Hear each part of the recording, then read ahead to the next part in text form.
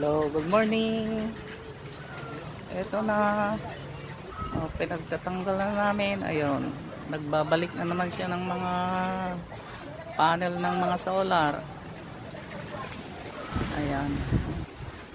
May hangin-hangin pang natitira.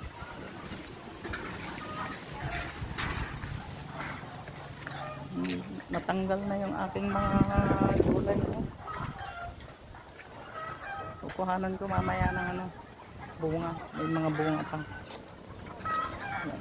Kunin ko yung ibang bunga. Sayang. Para may itong ampalaya hindi ko na napakinabangan. Ay, ang hirap mo namang abutin. Sinira mo na ang bakod. Oo. Yung ampalaya baka sakali may makuha ako mamaya.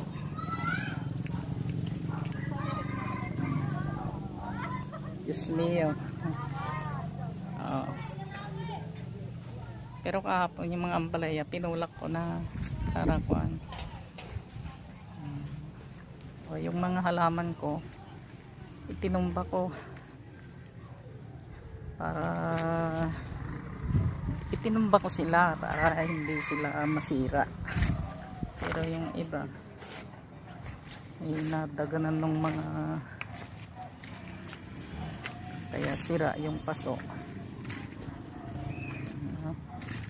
At least hindi nasira ang mga halaman dahil itinumba ko sila. Yung aking saging ay nakatayo pa doon. Ito naman sila. Yung aking papaya ay tinalian ko yan para hindi matumba. Mataas kasi ang hangin kaya hindi gaano nabuwal ang mga pananim. Yung aking ibang bugumbilya ay yan, yung iba nasa loob ng bahay. Nilabas ko lang mga yan, kalalabas ko galing sa loob. Ito, nilagay ko dito sa gilid. Tingnan nyo naman, maganda pa rin sila, hindi sila nabugbog ng hangin. Ayan, dito sila sa loob, kaya lang madilim. Ayan yung iba, nilagay ko dito sa loob kasi hindi na makita yung iba. Ayan yung iba nasa lamesa.